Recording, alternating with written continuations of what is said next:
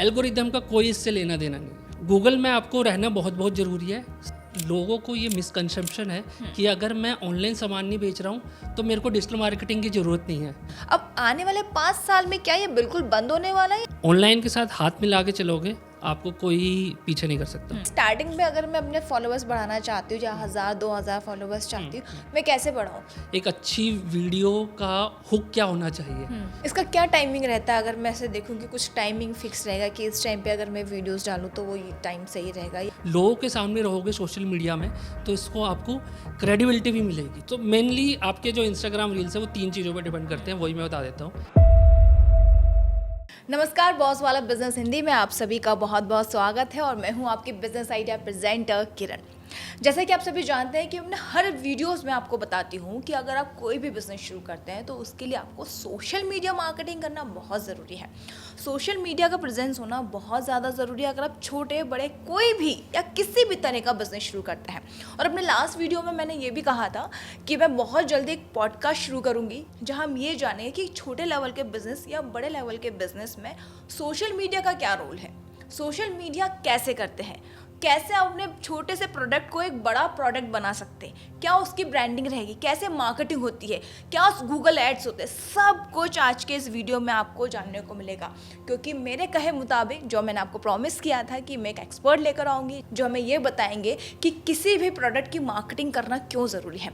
तो इस वक्त मेरे साथ है रोहित कुमार जो हमें ये बताएंगे कि किस तरह से सोशल मीडिया काम कर रहा है आज के टाइम पे। इन्हें खुद 10 साल का एक्सपीरियंस है और 10 साल से इस इंडस्ट्री में बहुत अच्छी तरह से काम कर रहे हैं। साथ ही साथ वो हमारे साथ है और हमें ये बताएंगे कि कैसे आप छोटे बड़े हर तरीके के बिजनेस में आप सोशल मीडिया मार्केटिंग के थ्रू आप लाखों करोड़ों का बिजनेस बना सकते हैं जो आपका सिर्फ एक छोटा सा बिजनेस है। तो चलिए शुरू करते हैं। तो सबसे पहले वेलकम टू बॉस वाला business Hindi Rohit. Hello, thank you. तो रोहित, जैसे कि मैंने आपकी जो जर्नी देखी है, आपने 10 साल का आपका एक्सपीरियंस रहा है, आपने पहले इंजीनियरिंग करी है, फिर MBA किया है, फिर आप डिजिटल मार्केटिंग में आए।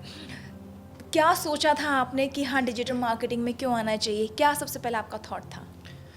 एक्चुअली आज के टाइम पे देखोगे तो जब मैं इंजीनियरिंग में था तब से मेरे को इंटरनेट से बहुत प्यार हो गया था। हाँ। तब सारी जितनी भी बड़ी कंपनीज हैं सब इंटरनेट पे बन रही थी, चाहे वो फेसबुक है, अमेज़ॉन है, फिर फ्लिपकार्ट आ गया। तो मेरे को ये सेंस तो आ चुका था कुछ भी जो होने वाला है you have to be associated with internet companies only. तो आप इंटरनेट कंपनीज के लिए क्या कर सकते हो? या तो आप उनके लिए टेक का काम कर सकते हो या मार्केटिंग का काम कर सकते हो। ये 2 मेन रोल है। ऑपरेशंस भी है बट वो ऑपरेशंस इतना मतलब मेरे को सुटेबल नहीं लगता था, थोड़ा बोरिंग वाली फील आती थी। मैं कंप्यूटर इंजीनियरिंग कर रहा था बट वो कंप्यूटर इंजीनियरिंग में इतनी फील नहीं आती थी क्योंकि आपको लैपटॉप के सामने 10-12 घंटे बैठे रहना है। तो मेरे को थोड़ा सा मार्केटिंग में ज़्यादा लुक्रेटिव लगता था क्योंकि मार्केटिंग में you have to think creatively, analytically, लोगों से बात करना, तो इतना बोरिंग साउंड नहीं करता। तो वो मेरे को वहाँ से वो हो गया था कि अच्छा मार्केटिंग पसंद है, इंटरनेट पसंद है, तो क्या कर सकते हैं, डिजिटल मार्केटिंग। तो वहाँ से फिर मैंने धीरे धीरे डिजिटल मार्केटिंग एक्सप्लोर करना स्टार्ट कर दिया था। तो रोहित, वैसे तो आपने उस टाइम पे एक जो मेन जो कहते हैं ना दिल, आपने उसको पकड़ लिया कि अच्छा ये धड़केगा तो मार्केटिंग तो चलेगी ही चलेगी। लेकिन इस बीच में मैं एक चीज़ जानना चाहूँगी, सोशल मीडिया मार्केटिंग किसी भी तरीके के बिजनेस को करने के लिए क्यों ज़रूरी है आज के टाइम पर? क्योंकि हम हर जगह देख रहे हैं इंस्टाग्राम, फेसबुक, लेकिन अगर हम रूरल एरिया में जाते हैं तो वो लोग इतना एक्टिव नहीं है सोशल मीडिया पे, और कई तरीके हम देख रहे हैं कि बिजनेस ठप भी हो रहे हैं। तो क्या रीज़न है सोशल मीडिया का और क्यों ज़रूरी है ये? तो एक्चुअली होता क्या है कि लोगों को ये मिसकंसेप्शन है कि अगर मैं ऑनलाइन सामान नहीं बेच रहा हूँ तो मेरे को डिजिटल मार्केटिंग की ज़रूरत नहीं है, कि मैं तो ऑफलाइन सामान बेचता हूँ तो मेरे को क्यों डिजिटल मार्केटिंग करनी है। ये बहुत बड़ा मिसकंसेप्शन है लोगों में। अगर वो सोशल मीडिया का यूज़ करेंगे तो उससे उनकी सेल्स इंक्रीज़ हो सकती है। अब वो कैसे हो सकती है? वो ऑनलाइन तो बेच नहीं रहे, ऑफलाइन ही बेच रहे हैं, लेकिन अगर वो सोशल मीडिया में अपनी प्रेजेंस बनाएंगे, डिजिटली अपनी प्रेजेंस बनाएंगे, तो उससे उनको उनकी ओवरऑल सेल्स में फ़ायदा होगा। अब वो कैसे फ़ायदा होगा? 3-4 बहुत ज़रूरी एलिमेंट है जिससे उनको फ़ायदा होगा।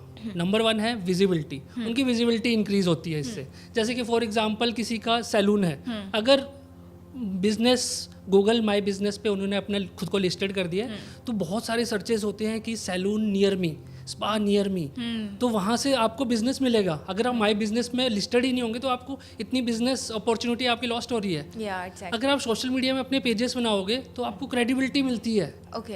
तो वहाँ से आपकी क्रेडिबिलिटी भी इंक्रीज़ होगी।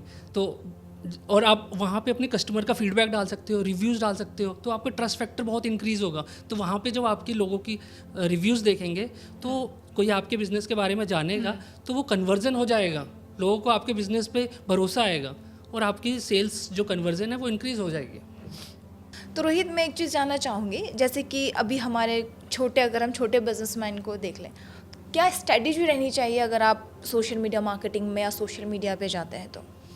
देखो, अगर आप ऑनलाइन सामान नहीं बेच रहे हैं, अभी सिर्फ आपका ऑफलाइन ही है, तो अगर आपका ऑफलाइन में फॉर एग्जांपल आपका रिटेल है, तो आपको कम से कम गूगल माई बिजनेस तो बना ही लेना चाहिए। क्योंकि वहाँ से आपको बहुत विजिबल, कोई भी आपके बिजनेस के बारे में जाने का सबसे पहले क्या करता है, सबसे पहले वो गूगल पे सर्च करते हैं। तो गूगल में सर्च होने के बाद आपको वहाँ पे आना ही आना है। तो भले ही आपकी वेबसाइट मत बनाओ, मैं नहीं कह रहा कि वेबसाइट बनाओ, आप माई बिजनेस पे तो कम से कम वहाँ पे लिस्टेड कर लो।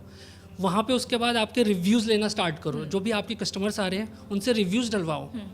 उसके बदले आप कुछ भी ट्रांजैक्शन कर सकते हो, उनको गिफ्ट दे सकते हो रिव्यूज़ के बदले। आपकी सही में सर्विसेज वैसे भी अच्छी होंगी तो आपको पॉजिटिव रिव्यूज़ ऑटोमेटिकली मिल ही जाएंगे। तो गूगल में आपको रहना बहुत बहुत ज़रूरी है। सेकंड थिंग, आपके पास अगर और एम्प्लॉयमेंट है, लोगों को हायर कर सकते हो सोशल मीडिया के लिए। आप सोशल मीडिया में प्रेजेंस बनाओ, लोगों के सामने रहोगे सोशल मीडिया में तो इसको आपको क्रेडिबिलिटी भी मिलेगी, लोगों को आपके बिजनेस पे भरोसा आएगा। और दूसरा जो है रिटेंशन भी होगा, किसी ने पहले से आपकी सर्विस ले रखी है, उनको उनकी आंखों के सामने हमेशा रहना है, कोई अपॉर्चुनिटी मिस नहीं करनी। अब सबसे ज़्यादा एंगेजमेंट आज के टाइम में कितना है, इंस्टाग्राम रील्स लोग 4-4 घंटे देख रहे हैं। तो रील्स बनाओ ना, रील्स बना के उनकी आंखों के सामने रहो, तो आप उनके आंखों के सामने रहोगे और जब भी आपका जो बिज़नेस के प्रोडक्ट्स हैं वो खरीदने होंगे तब उनको आपके बारे में याद आएगा। लेकिन रोहित, एक चीज़ मैंने बहुत ज़्यादा ऐसे ऑब्जर्व करी है, कुछ लोगों के होते हैं बहुत अच्छा बिजनेस चल रहा है लेकिन वो ज़्यादा सोशल मीडिया फ्रेंडली नहीं है या वो लोग कैमरा को फेस नहीं कर पाते। और इंस्टाग्राम पर जैसे आपने बताया कि अभी ब्यूटी पार्लर की जब हम बात करें तो काफ़ी सारे मेकअप आर्टिस्ट हैं जो मेकअप्स का वीडियोज़ बनाते हैं और वहाँ पर अपलोड करते हैं। लेकिन कुछ वाकई में कुछ ऐसे लोग हैं जो बहुत अच्छी चीज़ों में महारत उन्होंने हासिल की हुई है, लेकिन फिर वो सोशल मीडिया पर उतने एक्टिव नहीं, या यूँ कहें कि थोड़ा सा शर्म या हेजिटेशन आती है। तो उस चीज को आप किस तरीके से देखते हैं, क्या वो इम्पैक्ट करता है हमारे बिजनेस पे?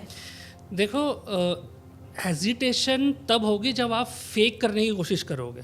अगर आप अपना बिजनेस का ट्रू नेचर दिखाओगे, अपनी पर्सनैलिटी का ट्रू नेचर दिखाओगे, एकदम रियलिस्टिक चीज़ें दिखाओगे, तो आपको हेजिटेशन बिल्कुल नहीं होने वाली है। हेजिटेशन कब होती है, जब आप स्क्रिप्टेड चीज़ें करते हो कि मैंने ये स्क्रिप्ट बना ली है, अब ये मेरे को बोलना है, तब आपको बहुत कॉन्फिडेंस की ज़रूरत है। लेकिन जब आपको अपने बिजनेस के बारे में रियलिस्टिकली बोलना है, कोई स्किल आपके पास है उसको रियलिस्टिकली बोलना है, तो कोई चैलेंज होना नहीं चाहिए। अगर स्टार्टिंग में थोड़ा बहुत चैलेंज आएगा अगर कैमरा फेस करने में, बट वो ओवर द टाइम ओवरकम हो जाएगा।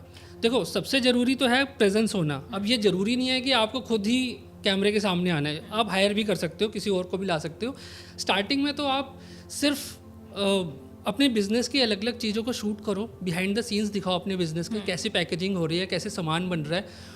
इंस्टाग्राम रील्स में मैन्युफैक्चरिंग वीडियोस बहुत अच्छे वायरल होते हैं, मिलियंस में व्यूज़ आते हैं लोगों को, तो आप वो सब भी कर सकते हो। उसमें कुछ नहीं करना है, आपको शूट करना है, पीछे से ज़्यादा थोड़ा सा वॉइस ओवर दे दो कि कैसे काम हो रहा है। ज़रूरी नहीं है कैमरे को ही फेस करना है, और वो भी आप ओवर द टाइम ओवरकम कर सकते हो। या रोहित, मैं एक चीज़ जानना चाहूँगी इस बीच में, जैसे कि हमने वीडियोस की बात कर ली, कुछ ऐसे की फैक्टर्स हैं जो हमने वीडियोस बना दी और सीधे अपलोड करने के पीछे भी बहुत सारी चीज़ें रहती है, जैसे कि आपको डिस्क्रिप्शन डालना पड़ता है, फिर हैशटैग का हम उसमें यूज़ कर रहे होते हैं, फिर हमें लोकेशन आइडेंटिफाई करनी होती है कि हमें किस टारगेट ऑडियंस को तो आपको क्या लगता है, अगर बेसिक ज़ीरो लेवल पर अगर बात करूँ, अगर मैंने वीडियो भी बना दी हो, मुझे अपलोड करना है, मुझे क्या क्या चीज़ों पे और ज़्यादा ध्यान देना चाहिए अगर मैं वीडियो अपलोड कर रही हूँ तो देखो, सबसे पहले तो ज़रूरी है कि आप कंसिस्टेंसी, सोशल मीडिया की गेम जो है वो कंसिस्टेंसी पे है।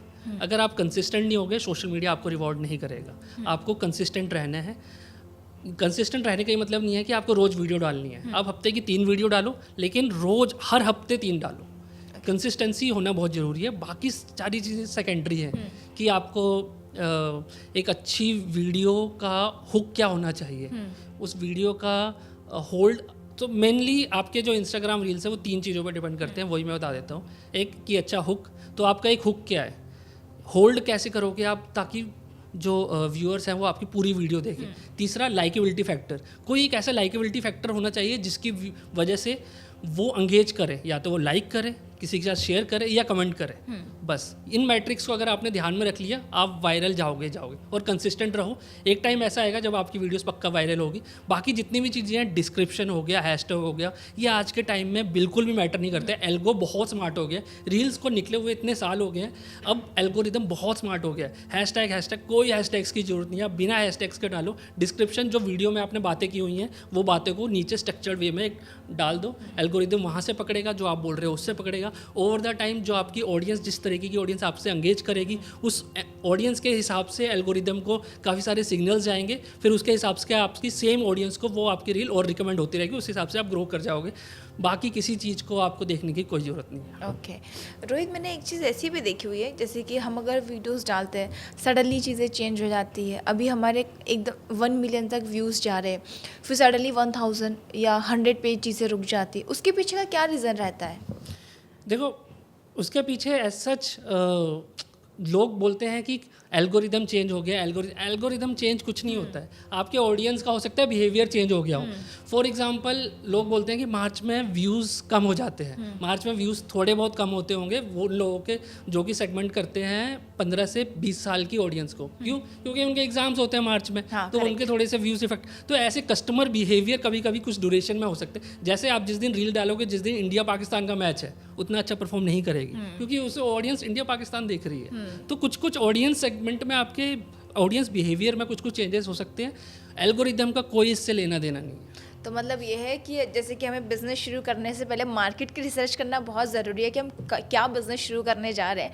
उसी तरीके से हम अगर वीडियोस बना रहे हैं तो हमें मार्केट, सोशल मीडिया की रिसर्च करना ज़रूरी है कि क्या चलेगा ट्रेंड में। बिल्कुल बिल्कुल बिल्कुल। देखो, जब भी आप सोशल मीडिया एक पेज स्टार्ट कर रहे हो, अपनी ऑडियंस के बारे में सोचो कि आपके ऑडियंस को किस तरीके का कंटेंट देखना है। उसके बाद 4-5 टॉपिक्स निकालो, अपने कॉम्पिटिटर्स को देखो, उन कॉम्पिटिटर्स की सबसे टॉप 50 वायरल रील्स निकालो, तो आपको आइडियाज़ यहीं से निकल जाएंगे। 10 कंपटीटर निकाले, 50 आपने उनके टॉप वायरल वीडियोस निकाले, 500 वीडियो आइडियाज़ तो यहीं पे तैयार है। उन 500 वीडियोस आइडियाज़ से इंस्पायर हो, कॉपी मत करो कि किस तरीके के आपको हिंट लग जाएगा कौन कौन से डिफरेंट टॉपिक्स चल रहे हैं। अब आप 5 टॉपिक्स लिखो, उन 5 टॉपिक्स में एक्सपेरिमेंट करो, फिर जिन टॉपिक्स में आपको अच्छा रीच मिल रहा है उनको आप और स्केल करते जाओ। बस एक्सपेरिमेंट करना है, जो चल रहा है उसको स्केल करना है, that's it. Very nice. Rohit, इस बीच में ना क्या होता है कि जैसे कि अभी हम लोग अगर कोई बिज़नेस शुरू करते हैं और क्योंकि क्राउड बहुत ज़्यादा है, ऑलरेडी भीड़ बहुत है, लेकिन जिस तरह से चीज़ें चेंज हुई, जैसे कि ब्लिंकिट आ गया और जेप्टो आ गए, आजकल स्विगी, इंस्टामार्ट, ये सारी चीज़ें आ रही है, तो अगर हम किराना शॉप की बात करें तो वो धीरे धीरे पीछे होता जा रहा है। हम ऐसा ऑब्जर्व भी कर रहे हैं। अब आने वाले 5 साल में क्या ये बिल्कुल बंद होने वाला है, या फिर ये जो ई-कॉमर्स साइट्स जो चल रही है, ऑनलाइन डिलीवरी, इस पर कोई असर पड़ेगा? आपको क्या लगता है? नहीं, मेरे को हमेशा से ये लगता है कि दोनों चीज़ें एग्जिस्ट करेंगी। ऑफलाइन स्टोर्स कहीं नहीं जाने वाले हैं, वो रहेंगे, और जो ऑनलाइन जो आ रहा है वो भी और बढ़ता जाएगा। तो ऑनलाइन जो है वो डिस्कवरी के लिए थोड़ा सा ज़्यादा होगा, और जो आपके रेगुलर की चीज़ें हैं उसके लिए थोड़ा सा आपका ज़्यादा हो जाएगा। लेकिन जो ऑफलाइन है वो स्टिल एग्जिस्ट करेगा, वो कहीं जाने वाला नहीं है। तो रोहित, मैंने ऐसे देखा, जैसे कि हम किराना शॉप की बात करें और जो अभी नए प्लेटफॉर्म्स आए हैं जहाँ पे आप 5-6 मिनट में आपको सारी डिलीवरी हो जाएगी, इनके डार्क स्टोर्स खुले हुए हैं। अब वहीं पे किराना वाले हैं, अब यहाँ पे घर बैठे बैठे आपको सारी चीज़ें मिल रही है, और वहीं पे यहाँ पे किराना शॉप पर हमें जाना पड़ रहा है। तो डिफरेंस काफ़ी ज़्यादा आ रहा है दोनों में, क्योंकि हर इंसान थका हुआ है। अगर हम वर्किंग प्रोफेशन की बात करें तो लोग थक जाते हैं, जाना प्रेफर नहीं करते। तो ऐसे में किराना स्टोर से या जो लोकल जो स्टोर्स है उनका मार्केट पे असर पड़ रहा है। इसे किस तरीके से देखते हैं? क्या उन्हें भी अब सोशल मीडिया प्रेजेंस बनानी चाहिए, या वो खुद के कोई प्रोडक्ट ऐसे करें कि हाँ घर तक हम डिलीवर करा रहे हैं, तो उनको सोशल मीडिया पे अपना प्रेजेंस दिखाना पड़ेगा कि ये चीज़ें मेरे पास है? वो किस तरीके से मैनेज करेंगे? क्योंकि मार्केट में थोड़ा सा अप्स एंड डाउन्स तो आने को अब देखो हमें मिल ही रहा है। आप क्या देखते हैं इस पर? देखो, मेरा इसमें व्यू ये है कि देखो, ऑनलाइन तो लोगों का शेयर इंक्रीज़ होते जाएगा, ये और इंक्रीज़ होते जाएगा। तो आपको अगर एज ए रिटेलर अगर आपको मार्केट शेयर बरकरार रखना है या और बढ़ाना है, तो आपको ऑनलाइन तो जाना ही पड़ेगा। अब आप ऑनलाइन जाने के लिए ये नया चैनल आप एक्सप्लोर कर रहे हो, तो आपको प्रोडक्ट्स भी नए एक्सप्लोर करने पड़ेंगे, क्योंकि ऑनलाइन में सेम प्रोडक्ट बेचना जो कि और लोग भी बेच रहे हैं बहुत कॉम्पिटिटिव हो जाएगा, बहुत मुश्किल हो जाएगा। तो आपको थोड़ा सा प्रोडक्ट इनोवेशन की तरफ भी जाना पड़ेगा। तो फॉर एग्जांपल, अगर आप अमेज़ॉन के थ्रू बेचना स्टार्ट कर दो, तो अमेज़ॉन के थ्रू अगर आप बेचते हो तो आप सेम प्रोडक्ट्स तो आप लिस्टेड करो ही करो, लेकिन देखो कि उन प्रोडक्ट्स में और क्या इनोवेशन हो रही है। तो आप देखो कि चाइना में क्या प्रोडक्ट्स मैं ले सकता हूँ जो कि मैं अमेजोन में लिस्टेड कर दूँ, और इंडिया में भी बहुत सारे प्रोडक्ट मैन्युफैक्चर हो रहे हैं। तो आपकी जो सेम कैटेगरी है, फॉर एग्जांपल आप अगर लेदर का आपका कुछ बिजनेस है, लेदर के कोट वगैरह बनाते हैं, बेल्ट वगैरह है, तो उसमें देखो कि उन प्रोडक्ट्स में और क्या इनोवेशन हो रखी है, तो उन इनोवेटिव प्रोडक्ट्स को आप लॉन्च करो, तो फिर आपका मार्केट शेयर इंक्रीज़ होगा। तो सिर्फ चैनल बढ़ाने से ही काम नहीं चलेगा, आपको अपना प्रोडक्ट पोर्टफोलियो भी इंक्रीज़ करना पड़ेगा, क्योंकि ऑनलाइन में बहुत कंपटीशन हो जाता है, सेम सारे लोग सेम प्रोडक्ट बेच रहे हैं, तो आपको प्रोडक्ट इनोवेशन की तरफ भी ध्यान देना पड़ेगा फिर। अच्छा, तो अगर हम ये देखें, अगर जो घर की गृहस्थी की बात करते हैं हम लोग, जैसे कि अभी आपने किराना शॉप का जैसा एग्जांपल लेके आपसे पूछा गया, सेम चीज़ मैं ये पूछूंगी कि जैसे कि अगर छोटा जो बिजनेसेस रहते हैं, ब्यूटी पार्लर का अगर हम कोर्सेज कर रहे हैं, आजकल बड़ी ही ये ऑनलाइन काफ़ी सारे ऐप्स आ गए हैं जहाँ पे आपको घर पर सर्विसेज मिल रही है, आपको कहीं जाने की ज़रूरत नहीं है, तो उन सारी चीज़ों का इम्पैक्ट भी आपको पड़ रहा है अगर आप स्टोर पे बिज़नेस शुरू कर रहे हैं। पहले हमारा ऐसा होता था कि एक सोर्स ऑफ इनकम रहती थी कि चलो आप कुछ नहीं कर रहे हो, आप एक कोर्स कर लो या ब्यूटी पार्लर का कोर्स कर लो, तो आपका घर से काम चल जाएगा। लेकिन अब चीज़ हो गई कि आपको होम डिलीवरी, आपको वो सर्विसेज आपको प्रोवाइड करानी पड़ रही है। तो आपको किस तरीके से देख रहे हैं, क्या इस पर कहीं सेफ्टी का इशू नहीं होगा कि अगर हम जिस तरीके से सोशल मीडिया के थ्रू आगे बढ़ रहे हैं, तो कहीं ना कहीं सेफ्टी का इशू भी तो बढ़ रहा है ना? देखो, अगर आप ऑनलाइन के साथ हाथ मिला के चलोगे, आपको कोई पीछे नहीं कर सकता। ऑनलाइन के साथ हाथ मिलाना मतलब कि आप अगर मान लो ब्यूटी पार्लर है, तो आप ऑन बोर्ड हो जाओ, अर्बन कंपनी के साथ ऑन बोर्ड कर लो, आपको वहाँ से कस्टमर्स मिलते रहेंगे। लेकिन अगर अब बहुत और भी लोग आगे चल के अर्बन कंपनी में हो जाएंगे, तो आप कैसे अलग होंगे? वो आप सोशल मीडिया के थ्रू क्रैक करो, सोशल मीडिया में कंटेंट बनाओ, अपनी एक पहचान बनाओ, तो आप सेलिब्रिटी प्लस ब्यूटी एक्सपर्ट बन जाओगे। तो आपका बिजनेस वैसे ही, तो ये जो आप खुद चला रहे हो एक बिजनेस में कन्वर्ट हो जाएगा, वहाँ से उसको स्केल करना और आसान हो जाएगा। तो आप कस्टमर्स अर्बन कंपनी से लो, लेकिन अपना एक पर्सनल ब्रांड सोशल मीडिया पे ग्रो करो। तो मतलब ये है कि अगर आप कोई भी काम कर रहे हैं तो उसमें आप सोशल मीडिया प्रेजेंस बना रहे हैं, तो इट्स अ गुड थिंग। तो इस बीच में हमने बहुत सारी चीज़ें देखी है, जैसे कि अब जो गवर्नमेंट ने नई नई स्कीम्स लॉन्च करी है, सब्सिडीज़ लॉन्च करी है, तो उसको लेकर कई सारे स्टार्टअप मार्केट में आए हैं। उन स्टार्टअप्स को लेकर भी कुछ डूब रहे हैं तो कुछ अच्छे बढ़ रहे हैं। तो आपको क्या लगता है, क्या किसी भी बिजनेस में जा रहे हैं तो सोशल मीडिया, डिजिटल मार्केटिंग कितना बड़ा रोल निभाता है अगर आप एक सक्सेसफुल बिजनेसमैन या एंटरप्रेन्योर बनना चाहते हैं? तो देखो, आज के टाइम पे कोई भी नया बिजनेस स्टार्ट होता है तो ज़्यादातर लोग, मतलब मेरे ख्याल से तो आजकल डे 1 पे ही डिजिटल मार्केटिंग शुरू कर दो, डे 1 से ही। और उसमें आपको क्या करना है, आपका ऑफलाइन है, आप सीधा गूगल माई बिजनेस पे लिस्ट कर दो सबसे पहले। दूसरा, सोशल मीडिया पेजेस आप बना लो, इंस्टाग्राम, यूट्यूब नहीं करना, लॉन्ग वीडियोस हैं, शॉर्ट वीडियोस डालो यूट्यूब में भी, सेम वीडियोस इंस्टाग्राम में भी डालो, फेसबुक में भी डालो, तीनों जगह अपने अकाउंट्स खोल लो। रोहित, सॉरी मैं इसमें आपको कट करना चाहूँगी। हमने देखा कि पेड प्रमोशन पे काफ़ी लोग ज़्यादा ध्यान दे रहे हैं कि चलो पेड प्रमोशन करते हैं, इन्फ्लुएंसर मार्केटिंग करते हैं। क्या ये वाकई में यूज़फुल है कि हमें पेड प्रमोशन करना चाहिए? जो अलग अलग इन्फ्लुएंट मार्केटिंग चल रही है, माउथ टू माउथ मार्केटिंग चल रही है, जिस तरीके से जो मार्केटिंग अलग अलग सेगमेंट आए हैं, तो आपको क्या लगता है कि कौन सा मार्केटिंग ज़्यादा बेस्ट रहेगा, या फिर आप सीधे पेज पे वीडियोस बना के अपलोड करें, ये वाला बेस्ट ऑप्शन है? आपको क्या लगता है? देखो, डे 1 पे आप पेड पे मत जाओ, क्योंकि आप पैसे बर्न करोगे, क्योंकि आपको अपने कस्टमर के बारे में बहुत अच्छे से पता नहीं है। पहले अपने कस्टमर के पास पहुंचो ऑर्गेनिकली, सोशल मीडिया का यूज़ करके ऑर्गेनिकली अपने कस्टमर्स के पास पहुंचो, कस्टमर्स का फीडबैक लो, अपनी सर्विस या प्रोडक्ट को इम्प्रूव करो। फिर उसके बाद जो सेकंड फेज आता है वो आता है फिर आपका पेड का, कि अब आपको समझ में आ गया कि आपकी ऑडियंस, अगर आपको अपनी ऑडियंस के बारे में पता नहीं होगा, अगर आपको पता नहीं होगा कि उनको क्या अच्छा लग रहा है, क्या बुरा लग रहा है, आप एड्स बना ही नहीं पाओगे। अगर आपको गूगल एड्स या मेटा एड्स, फेसबुक एड्स करने हैं, तो आपको अपनी ऑडियंस के बारे में पता होना चाहिए, तभी आप टारगेट करवाओगे, तभी आप एड्स बना पाओगे। फिर उसके बाद आप उन एड्स को यूज़ कर सकते हो स्केल करने के लिए। लेकिन इन दी एंड जो आपके बिजनेस को ग्रो करेगा वो सोशल मीडिया ऑर्गेनिक ही करेगा। तो स्टार्टिंग में आपको ऑर्गेनिक, फिर पेड, फिर दोबारा ऑर्गेनिक की यूज़ होगा आपको बिजनेस को बहुत बड़ा बनाने में। एक छोटे लेवल से बिज़नेस शुरू करना है, जैसे कि अगर मैं कैंडल मेकिंग की बात करूं, जिस बिज़नेस को आप अपने कमरे से शुरू कर सकते हैं, उसको एक बड़ा ब्रांड बनाना, उस तक की सफ़र की जो जर्नी रहती है वो कितनी बड़ी रहेगी, क्या क्या पैरामीटर्स रहेंगे जो हमें नापने पड़ेंगे, और किस किस चीज़ों पे हमें ध्यान देने की बहुत ज़्यादा ज़रूरत होगी। रोहित, मैं ना आपसे डिटेल में जानना चाहूँगी, क्योंकि मेरे पास अभी जितने भी मेरे व्यूअर्स होंगे वो छोटे लेवल पर भी हैं, बड़े लेवल पर भी हैं, जो बड़े लेवल पे और ग्रो करना चाहते हैं, और जो छोटे लेवल पे वो वहाँ तक बड़े लेवल तक पहुँचना चाहते हैं। तो मैं सारे फैक्टर्स को कवर करके आपसे जानना चाहूँगी, कैसे शुरू करें, क्या स्ट्रैटेजी होनी चाहिए, 1 to 1 में आप प्लीज़ मुझे समझाइए। तो फॉर एग्जांपल आप कह रहे हैं कैंडल मेकिंग का अगर किसी का बिजनेस हो तो उसको हम कैसे डिजिटली ड्राइव कर सकते हैं। तो अगर किसी का कैंडल मेकिंग का बिजनेस है तो सबसे पहले तो आपको देखना चाहिए कि मार्केट में चल क्या रहा है। सबसे पहले मार्केट को स्टडी करो कि किस तरीके की कैंडल्स ऑलरेडी सेल हो रही है। तो आप अगर सेम ही तरह की चीज़ बेचोगे तो वो नहीं बिकेगी, कितनी भी अच्छी मार्केटिंग कर लो, कितनी भी ऑनलाइन मीडिया प्रेजेंस कर लो, कोई फ़ायदा नहीं होगा। सबसे पहले प्रोडक्ट आप फिट करो, बढ़िया प्रोडक्ट बनाओ। मतलब यूएसपी होनी चाहिए प्रोडक्ट। बिल्कुल, ऑनलाइन बेचने के लिए यूएसपी बहुत ज़रूरी है। अगर आपको वो ग्रोथ चाहिए ना तो यूएसपी तो होनी चाहिए। अगर मी टू प्रोडक्ट आप निकाल दोगे तो उससे कोई फ़ायदा नहीं होने वाला। एक चीज़ थोड़ा बीच में कट करूँगी, जैसे कि अगर सेम प्रोडक्ट है, हम सेम जगह पे बेच रहे हैं, प्रोडक्ट हमारा सेम है, एरिया भी हमारा सेम है, क्या वो इम्पेक्ट पड़ेगा? क्योंकि अगर मैं डोमिनोज और पिज़्ज़ा हट की बात करूं तो हमने अक्सर देखा है कि डोमिनोज भी वहीं बगल में होता है, पिज़्ज़ा हट भी वहीं बगल में होता है। कस्टमर को कंफ्यूज करने के लिए दोनों ब्रांड ने वहाँ पर अपने आसपास रखा, भी कस्टमर पर डिपेंड करता है कि कहाँ जाएगा।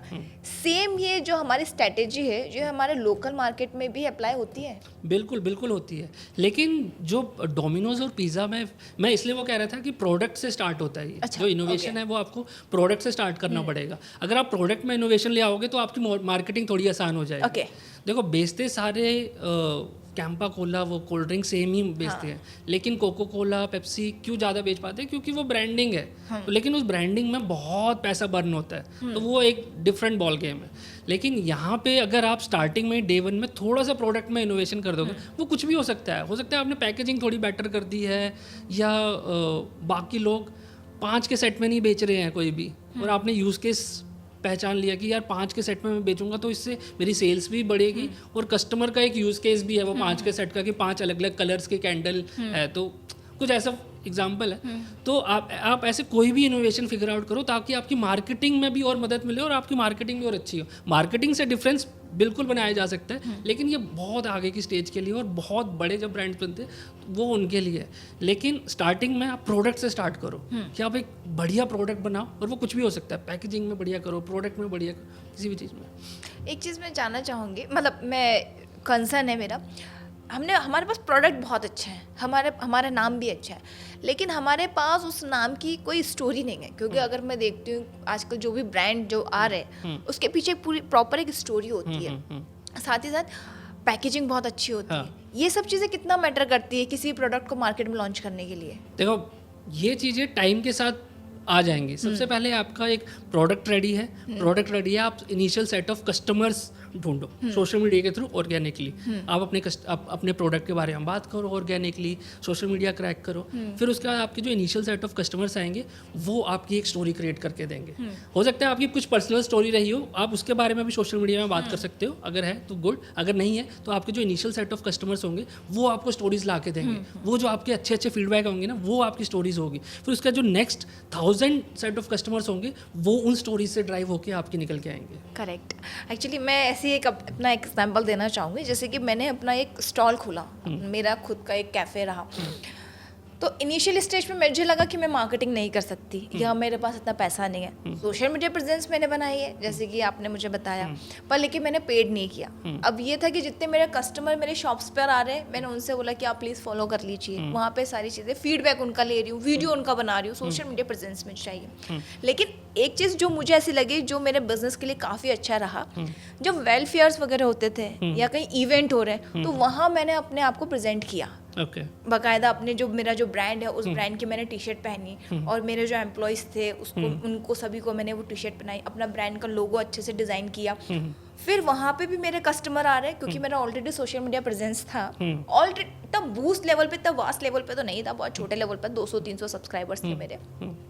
जब मैंने वो शुरू किया तो लोग आए, मैंने बताया कि ये है, और ऑलरेडी जो मेरे 200-300 थे उनके टाइम पर ही मैंने बता दिया कि मैं एक वेलफेयर है जहाँ पे मैं अपने इसको लॉन्च करने वाली हूँ, जितने लोग हैं प्लीज़ आइएगा, और बाय वन गेट वन ऐसा ऑफर लगा दिया, आपको ये कूपन मिलेगा, अगर आप इस कूपन से आते हो तो आपको इतना डिस्काउंट मिलेगा, मतलब 2 प्रोडक्ट एक्स्ट्रा दे दिए गिफ्ट में। क्योंकि इंडिया का जो माइंडसेट होता है कि फ्री में कुछ भी मिलता है तो वो पसंद आता है, तो उस हिसाब से मैंने वो चीज़ मेंटेन करी। बाद में फिर मैंने उसके वहाँ वेलफेयर के मैं वीडियोस बना रही हूँ और लोगों के फीडबैक्स लिए। उसके बाद जब मैंने देखा, जहाँ मेरे 200 फॉलोअर्स थे इंस्टाग्राम पर, जब वेलफेयर होने के बाद वो विद इन अ 1 नाइट मैं 2000 फॉलोअर्स पे पहुंच गई। नाइस। तो अब ये तो मेरा सिर्फ एक्सपीरियंस था कि चलो ट्राई करते हैं क्योंकि सामने से कुछ ऑफर आया है। तो क्या इस तरीके के काम करने, हम सोशल मीडिया पे प्रेजेंस तो हम बना ही रहे, लेकिन मार्केट रिसर्च में अगर मार्केट में भी अपनी प्रेजेंस अलग से बना रहे, तो ये दोनों अगर साथ में कॉम्बाइंड हो जाए तो ये कितना इम्पैक्ट करेगा हमारे बिजनेस को? आप एक बार मुझे इस पे बताइए, क्योंकि मेरे जो व्यूअर्स हैं वो प्रेजेंस बना रहे हैं, वेलफेयर्स में जा रहे हैं, लेकिन मुद्दा यही है कि वो सोशल मीडिया पे एक्टिव नहीं है। तो आप उस चीज़ को कैसे कनेक्ट करके बताएंगे? तो आप अपने बिजनेस के लिए जो भी चीज़ें कर रहे हो, आपको मेनली कस्टमर फीडबैक सबसे पहले लेना है। अब वो ज़रूरी नहीं है आपको ऑनलाइन ही लेना है, आप सबसे अच्छा होगा कि ऑफलाइन जाके कस्टमर से मिलिए। जो भी आपको, जैसे कि आपने बताया कि इवेंट्स वगैरह में आप जाते थे, तो इन ऐसे इवेंट्स की अपॉर्चुनिटीज़ को बिल्कुल मिस मत करो। कस्टमर के साथ कभी भी कोई मौका लगे आपको बात करने का, तो इन डेप्थ बात करो, अच्छे से डिटेल में समझो। और जब इनकी वीडियोस बना के आप ऑनलाइन डालोगे तो उसका मल्टीप्लायर इफेक्ट इसलिए होता है कि लोगों को लगता है कि ये जो बिज़नेस ओनर है ये अपने कस्टमर्स के लिए इतनी फ़िक्र करता है कि उनसे इतनी बातें करता है। तो जो नेक्स्ट जो आपके कस्टमर्स बनने वाले हैं उनको एक ट्रस्ट फैक्टर भी आता है, आपके ऊपर क्रेडिबिलिटी इंक्रीज़ होती है, और आपको एक वो लगता है कि हाँ, इस कंपनी के साथ मेरे को एसोसिएट करना है, क्योंकि वो as a personal human level वो आपसे एसोसिएट कर रहा है। या करेक्ट। एक्चुअली इस पे मैंने एक चीज़ और देखी है कि अगर आप क्रॉस प्रमोशन करते हो, जैसे कि कोई इन्फ्लुएंसर आपके पास आ गया और वो आपके एक छोटी सी चीज़ का अगर आप वीडियो बना के डालता है, फिर आप उसमें आपका प्रमोशन लेवल एक अलग लेवल पर होता है। आप जो खुद से मार्केटिंग कर रहे हो वो तो होता ही है, आप उसको सेपरेट रखो, लेकिन अगर क्रॉस प्रमोशन हो रहा है या कोई आपको प्रमोट कर रहा है या आपकी स्टोरी कोई शेयर कर, तो उससे ज़्यादा इम्पैक्ट पड़ता है, ट्रस्ट बिल्ड होता है, जो मैंने समझा। इस बीच में रोहित, हम अगर देखें कि कस्टमर का माइंडसेट किस तरीके से काम करता है सोशल मीडिया पे, क्योंकि सोशल मीडिया पे अभी आपने देखा होगा बड़ा पाव वाली एक टाइम पे इतनी फेमस हुई थी वो कि बिग बॉस से ऑफर आ गया, फिर ट्रोलर्स इतने मिले कि भाई मतलब जीना दुश्वार हो गया जिसे हम कहें। तो आप इसको किस तरीके से देखेंगे, क्योंकि डर ये भी होता है। हाँ, बड़ा पाव गर्ल का काफ़ी इंटरेस्टिंग, बड़ा पाव गर्ल हो गई और एक वो डोली चाय वाला था, इनको बहुत हैवी सक्सेस मिली है, लेकिन नेगेटिव कमेंट्स भी भरे रहते हैं। लेकिन आप अभी अगर उन दोनों की स्टोरी देखोगे तो उनकी स्टोरी ऐसे गई है। हाँ। अब जो मर्जी, जो नेगेटिव जिसको बोलना है जो बोले, लेकिन उनकी लाइफ तो ऐसे हो ही गई है। तो ऑनलाइन प्रेजेंस से आपको नेगेटिव, आपको कुछ नेगेटिव कमेंट्स भी आएंगे, लेकिन आप उन नेगेटिव कमेंट्स को इग्नोर मत करो। अब वो लोग इग्नोर करते हैं क्योंकि उनको वायरल जाना है, उनको बस अपने पर्सनल लेवल पे ही वायरल रखना है, और उनको कुछ ज़्यादा अपने बिजनेस के ऊपर, बिजनेस को स्केल नहीं करना है। अभी बड़ा पाव गर्ल का बड़ा पाव नहीं स्केल हो रहा, वो बड़ा पाव गर्ल स्केल हो रही है, उसकी पर्सनल ब्रांड थोड़ा बना है क्योंकि व्यूज़ मिल जाते हैं, दैट्स इट, लेकिन उसका बिजनेस स्केल नहीं हुआ है। जब बिजनेस स्केल होता है तब आपकी नेगेटिव कमेंट्स जो आते हैं उनको आपको देखना पड़ता है कि वो नेगेटिव कमेंट्स क्यों हैं, और आपको नेगेटिव कमेंट्स पे काम करना पड़ता है। अब बड़ा पाव गर्ल, डोली चाय वाला, इनको नेगेटिव कमेंट्स पे काम करने की ज़रूरत इतनी नहीं लग रही, क्योंकि ये लोग बिजनेस क्रिएट नहीं कर रहे, ये लोग अपने पर्सनल लेवल पर इनको बस रीच चाहिए, दैट्स इट, एक मैट्रिक पे काम कर रहे हैं। लेकिन एज ए बिजनेस ओनर आपको 1000 मैट्रिक्स पे काम करना पड़ता है, तो इसलिए आपको जो नेगेटिव कमेंट्स आएंगे उनसे आपको डील करना पड़ेगा। लेकिन अगर आप ट्रू रहेंगे, रियलिस्टिक रहेंगे, लोग अप्रिशिएट करेंगे आपको, बिल्कुल अप्रिशिएट करेंगे। अगर आपको कोई, किसी को कुछ अगर दिक्कत भी हो रही है कि आपने कोई सर्टेन चीज़ बोल दी है, उसके ऊपर लोगों को ऐतराज़ भी हो रहा है, तो आप उसको ठीक से टैकल करो, आगे से रखो ध्यान कि मतलब आप वैसी चीज़ें रिपीट ना करो, दैट्स इट। एक चीज़ मैंने, जैसे कि अभी बड़ा पाव गर्ल की बात हुई, तो मतलब एक छोटे से स्टॉल से उन्होंने शुरू किया, अब एक उनकी एक शॉप है, तो ये भी एक इम्प्रूवमेंट ही है जिसकी तरफ वो बढ़ी है। लेकिन मैं एक बहुत बेसिक सी चीज़ें होगी, अगर मैं कार्ड ओपन करती हूँ, मैं कोई रेस्टोरेंट या मैं इतना इन्वेस्टमेंट नहीं कर रही हूँ, मैं 50-60 हज़ार का इन्वेस्टमेंट करके अपना एक कार्ड ओपन कर रही हूँ। अब क्या मैं एक छोटा बिजनेस करने के लिए क्या मुझे गूगल लोकेशन को अपडेट करना ज़रूरी है कि कैसे लोकेशन मिले? और रेटिंग की अगर मैं बात करूँ तो कभी कभी ऐसा होता है कि कस्टमर बोलते हैं कि हाँ ठीक है रेटिंग दे देंगे, लेकिन रेटिंग नहीं मिलती है। और फिर ये होता है कि कुछ लोगों को अगर मिलती भी है तो कोई -1 या फिर 1, तो उससे क्या होता है मेरा इम्पैक्ट भी नेगेटिव जाता है। ऑल्दो मैं सर्विसेज अच्छी प्रोवाइड कर रही हूँ, लेकिन उनमें से कुछ लोग हैं अगर 1-2 माइनस रेटिंग दे देते हैं तो मेरे प्रोडक्ट पे इफेक्ट पड़ेगा। इन सारी चीज़ों से भी कहीं ना कहीं कुछ कस्टमर डरते हैं कि यार क्यों जाना है, इमेज ख़राब हो जाएगी या प्रोडक्ट डाउन जाएगा। आपको क्या लगता है किस तरीके से हम इसको सॉल्व कर सकते हैं?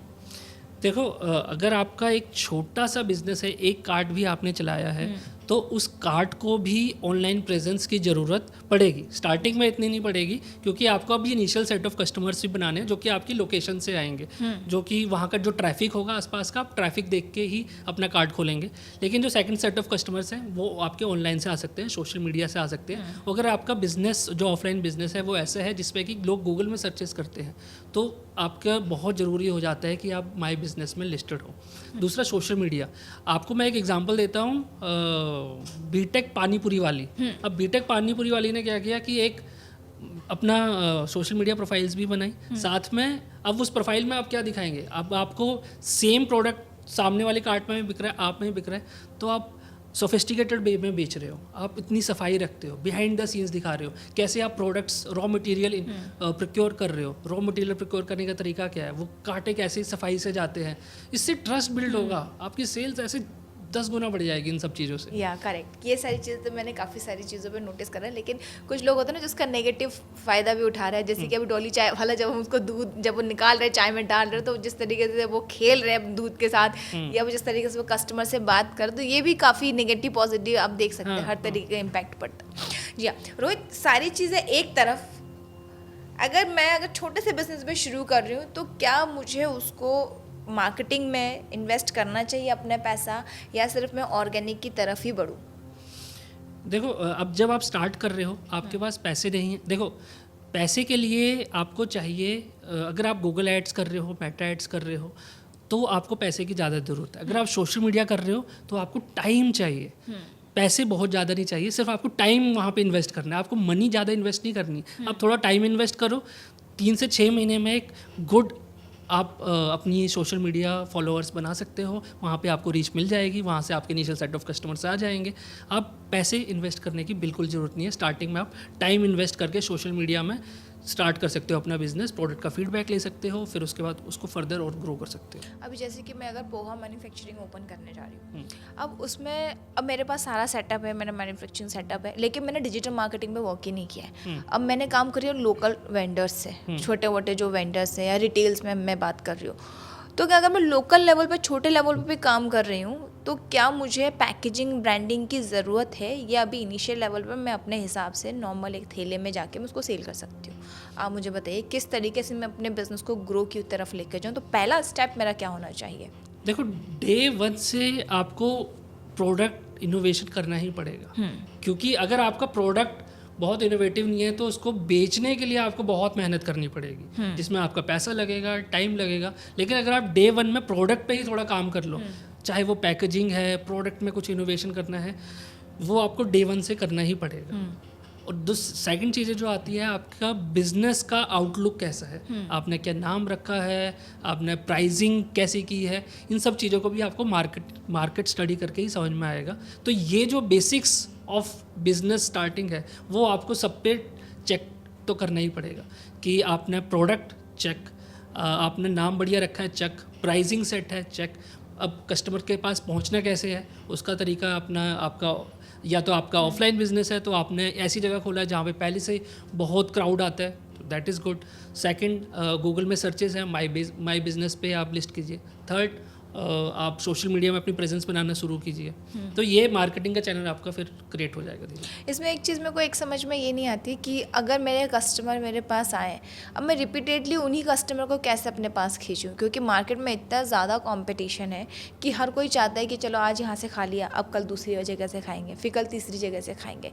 तो लेकिन अगर रिपीटेड कस्टमर होंगे तो मेरा ऑटोमेटिकली ब्रांड वैल्यू बढ़ेगी और मेरी डिमांड भी ज़्यादा होगी। लेकिन कस्टमर चेंज होते जाएंगे तो कहीं ना कहीं वो हताश जो होता है जो देखने को मिलेगा। तो इस तरीके की चीज़ों को क्या ये सोशल मीडिया से हम कवर कर सकते हैं, ये सारी चीज़ें? बिल्कुल बिल्कुल बिल्कुल, यहीं पे ही तो सोशल मीडिया के गेम है सबसे बड़ी। देखो, सबसे पहले तो है कि आपने सर्विस या प्रोडक्ट आपका खुद ही कस्टमर्स अट्रैक्ट करके ला रहा है, लेकिन आजकल इतना कंपटीशन बढ़ गया है, इतनी भीड़ भाड़ बन गई है, हो सकता है कि उसने आपका प्रोडक्ट एक बार कंज्यूम कर लिया और आपको भूल जाए, लेकिन सोशल मीडिया के जरिए आप उसके आंखों के सामने रह सकते हैं। जोमेटो, स्विगी इतनी भयंकर मार्केटिंग क्यों करता है? उनको क्या फ़ायदा है? हमेशा जोमेटो, स्विगी इतने वायरल मेम्स बना रहे हैं। किसने हमने सोचा था पहले कि बिजनेसेस मेम्स बनाएंगे? क्यों मेम्स बनाते हैं? वो 10-10 मिलियन व्यूज़ जाते हैं, 1-1 करोड़ व्यूज़ जा रहे हैं उनको, वो सिर्फ रहना चाहते हैं 24 घंटे कस्टमर के दिमाग में। अगर आप कस्टमर के दिमाग में 24 घंटे रहोगे तो जब भी आपका प्रोडक्ट उसको कंज्यूम करना है, ये सर्विस उसको चाहिए, सबसे पहले किसका नाम आएगा? आपका। यहाँ से रिटेंशन बढ़ेगा।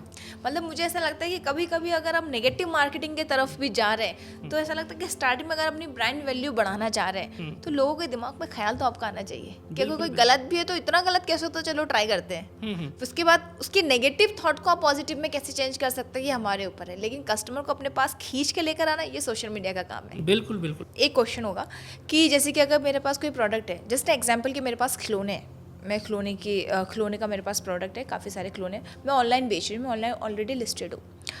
अब क्या मुझे उस ऑनलाइन लिस्टेड को सोशल मीडिया के थ्रू काम करना चाहिए? और अगर मैं सोशल मीडिया के थ्रू काम कर रही हूँ तो क्या मुझे वो ऑर्गेनिक पे जाना चाहिए या फिर मुझे पेड प्रमोशन करना चाहिए ताकि मेरा जो ऑनलाइन जो प्रोडक्ट है उसका वैल्यू बढ़े? तो मैं आपको 2 एग्जांपल्स दूंगा। अब हो सकता है कि आप अपनी वेबसाइट से बेच रहे हो, या हो सकता है कि आप किसी मार्केट प्लेस से बेच रहे हो या अमेजोन से। अगर आप अपनी वेबसाइट से बेच रहे हो और अगर आप पेड प्रमोशन कर रहे हो, गूगल एड्स, मेटा एड्स कर रहे हो, तब भी सोशल मीडिया बहुत ज़रूरी है। अब होता क्या है कि आप सोशल मीडिया जब प्रमोशन करते हो और अगर आपका ऑर्गेनिकली किसी ने आपकी वीडियो देखी ऑर्गेनिकली और फिर उसके बाद जब पेड में देखी, तो पेड में फिर आपकी जो कन्वर्जन होना है जो वो बहुत आसान हो जाएगी। पहले आपने खिलौनों की बात की है कहीं पे, मान लो आपने बिहाइंड द सीन अपने बिजनेस के बारे में दिखाया और किसी ने आपकी वो वीडियो देख ली, फिर उसके बाद जब आपकी ऐड आएगी कि ये प्रोडक्ट, ये खिलौना आपको इतने में मिल रहा है, तुरंत अभी हमारी वेबसाइट से खरीदें, ठीक है, जो भी आपकी वीडियो ऐड है, तो वो एकदम से पहचान लेगा कि ये तो वो वाले खिलौना है, तो आपका कन्वर्जन रेट हाई हो जाएगा इससे। ओके। दूसरा, जितनी भी सारी एड्स चलती है वो आपकी सोशल मीडिया प्रोफाइल्स पे ही चलती हैं, तो आपकी इंस्टाग्राम की प्रोफाइल पे ही ऐड रन होने वाली है। तो कस्टमर जब भी आपकी ऐड देखता है तो कई बार आपकी सोशल मीडिया प्रोफाइल विजिट करता है, तो वहाँ पे अच्छे नंबर्स होंगे, तो क्रेडिबिलिटी, ट्रस्ट अपने आप जनरेट हो जाए। और दूसरा जो है मार्केट प्लेस में अगर आप सेल कर रहे हो, अब मार्केट प्लेसेस में क्या होता है कि अगर कोई वहाँ पे पर्सन आया, उसने सर्च किया कि किड्स टॉयस, अब वहाँ पे बहुत सारे लोग आ जाएंगे, तो वहाँ पे अगर वो कंपटीशन बीट करना है तो कैसे होगा? एड्स तो होती ही हैं, लेकिन उसमें अगेन आप खर्चा करोगे। लेकिन इसका बहुत सरल आंसर है सोशल मीडिया में आपकी अगर प्रेजेंस होगी, और जब अमेजोन में उसने किड टॉयट्स सर्च किया और वो सेम ब्रांड उसने वहाँ पे देखा, तो फिर अगेन आपका कन्वर्जन रेट अमेजोन में भी हाई हो जाएगा। करेक्ट। तो एक चीज़ आप मुझे ये बताइए कि अगर मैं अपना बिजनेस शुरू कर रही हूँ, मुझे अपनी वेबसाइट पे भी काम करना चाहिए या मुझे जो ऑलरेडी ई कॉमर्स साइट्स चल रही है मैं उन पे फोकस करूँ? क्या ज़्यादा मेरे लिए बेनिफिशियल रहेगा? देखो, इसका कोई भी राइट या रॉन्ग आंसर नहीं है, ये डिपेंड करता है आपके प्रोडक्ट पे, आपकी सर्विसेज पे और आपके पास कितनी इन्वेस्टमेंट है। क्योंकि वेबसाइट के लिए आपको थोड़ी इन्वेस्टमेंट तो लगती ही है, और आपको अगर आपकी सोशल मीडिया गेम काफ़ी स्ट्रॉन्ग हो चुकी है तो आप अपने वेबसाइट पे शिफ्ट कर सकते हो। अगर इतनी स्ट्रॉन्ग नहीं हुई है तो आप मार्केट प्लेसेस में रह सकते हो। अगर आपके प्रोडक्ट्स में कुछ यूनिक चीज़ें हैं तो आप अमेजोन में, मार्केट प्लेसेस में रह सकते हो। बहुत यूनिक नहीं है तो वहाँ पे आपको कम्पीट करना बहुत मुश्किल हो जाएगा, तो फिर आप वेबसाइट की गेम पे आ सकते हो कि आप एड्स बहुत अच्छे बनाओ, सेम प्रोडक्ट है, वेबसाइट पे लॉन्च करो, लेकिन एड्स पे आप खेल रहे हो, एड्स बहुत अच्छे बनाओ, सोशल मीडिया प्रेजेंस बहुत अच्छी बना रखी है, लेकिन सेम प्रोडक्ट है, वेबसाइट के थ्रू बेचो। आप अमेजोन में मत जाओ। अच्छा। क्योंकि आप सेम प्रोडक्ट बेचना है अमेजोन के थ्रू बहुत मुश्किल हो जाएगा। वैसे ऐसा भी देखा जाता है ना कि अगर जो ई कॉमर्स साइट्स उनमें भी एड्स चलते हैं, उनमें भी मार्केटिंग होती है, जो यूजली बहुत सारे लोग होंगे जो मैं देख रही हूँ किसी को नहीं पता होगा, अगर जो ऑलरेडी इस मार्केट में है उन्हें ज़रूर वो लोग इस चीज़ों से अवेयर होंगे, लेकिन कुछ लोगों को नहीं पता होता। तो अगर इस बीच में अगर हम अमेजोन पे जैसे कि मैंने लिस्टेड कराया या किसी भी ई कॉमर्स प्लेटफॉर्म पर मैंने अपना प्रोडक्ट लिस्टेड कराया है, तो क्या मुझे इसमें मार्केटिंग करनी चाहिए इस पर, या फिर जो अगर मेरे रिव्यूज़ अच्छे आए हैं, मैं मार्केटिंग में फोकस ही नहीं कर रही हूँ, मुझे नहीं करना पे, मैं ऑर्गेनिक पे ही जाना चाहती हूँ, लेकिन वहाँ पे ऑलरेडी सेल जैसी स्टार्ट हुई, वहाँ पे मार्केटिंग शुरू हो गई है, लेकिन क्योंकि मेरे रिव्यूज़ अच्छे हैं तो मार्केटिंग नहीं कर रही हूँ, तो क्या मुझे करना चाहिए या नहीं करना चाहिए? आप मुझे ये बता दीजिए। बहुत ही शानदार सवाल है। एक्चुअली मार्केट प्लेसेस में जब आप स्टार्टिंग में जा रहे हो, आप एड्स पे ज़्यादा खर्चा मत करो, बहुत मिनिमम थोड़ा सा विजिबिलिटी के लिए आप खर्चा कर सकते हो, बट मेरा तो ये राय होगा ज़्यादा खर्चा मत करो, प्रोडक्ट को हल्का सा सस्ता करके बेचो। अच्छा, मतलब नेगेटिव में भी नहीं, थोड़ा सा हल्का सा सस्ता कर लो, अपने मार्जिन्स कम कर लो, ताकि आपको विजिबिलिटी मिलने में आसानी रहेगी। अच्छा। मार्केट प्लेस का जो एक टिपिकल कस्टमर है वो बहुत ही प्राइस कॉन्शियस है, वो प्राइस देख के सिलेक्ट करता है। नंबर 2 क्राइटेरिया फीडबैक रिव्यूज़ होते हैं। आप प्राइस में जीतना स्टार्ट करो, सबसे पहले प्राइस में जीतो, धीरे धीरे 1-2 साल में बहुत अच्छी आपकी फीडबैक गेन कर लो, रिव्यूज़ गेन हो जाएंगे, तो अपने आप आपका प्रोडक्ट जो है 2 साल में नंबर 1 पे आने लग जाएगा। ओके तो अगर मैं इस चीज़ को सेम चीज़ अगर मैं फूड इंडस्ट्री में जाके बात करूँ, ये क्लाउड किचन या छोटे रेस्टोरेंट्स की अगर मैं बात करूँ, ये सेम कॉन्सेप्ट वहाँ पे भी अप्लाई होता है? या सेम कॉन्सेप्ट वहाँ पे भी अप्लाई होता है। देखो, किसी भी एक नए बिजनेस का, एक नए मार्केट प्लेस को क्रैक करने का सेम ही यूज़र बिहेवियर है। यूज़र क्या करता है, एक तो प्राइस सेंसिटिव है, दूसरा फीडबैक देखता है। बस ये दो चीज़ें आपने क्रैक कर ली कि आपकी जो कस्टमर का जो प्राइसिंग है वो आपको क्रैक करनी है कि फॉर एग्जांपल मेरे को चिकन बिरयानी खानी है। तो अब ज़्यादातर लोग जो हैं, बाय द वे आपको पता है कि सबसे ज़्यादा स्विगी या जोमेटो में नंबर 1 चीज़ क्या बिकती है? Pizza I think. नहीं, बिरयानी बिरयानी या number 2 I don't know. Dosa. Oh Yeah. Okay. तो अगर किसी को बिरयानी सेल करनी है, हाँ। तो सबसे पहले उनको प्राइस सेगमेंट देखना पड़ेगा। कि मैं 100 रुपये की बिरयानी बेचूं या 200 रुपये की बिरयानी बेचूं।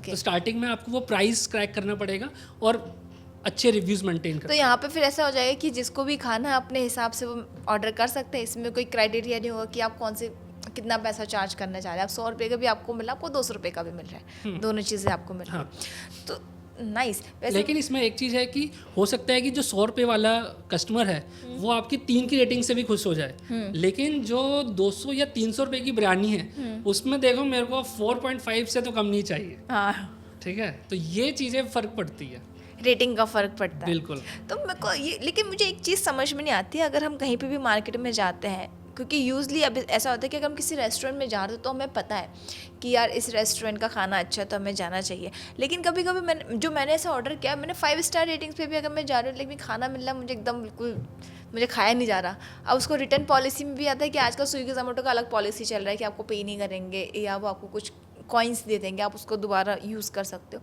तो ये कॉन्सेप्ट क्या मार्केटिंग के अकॉर्डिंग चल रहा है या फिर कुछ चेंजेस लाने की कोशिश कर रहे हैं? या और बीच में हमने ये भी देखा था कि अभी जैसे कि वैलेंटाइन डे चला था, फिर come with your partner, this is waiting for you, hi, मतलब ऐसे जो नोटिफिकेशन आ रहे हैं इनका क्या रोल करता है?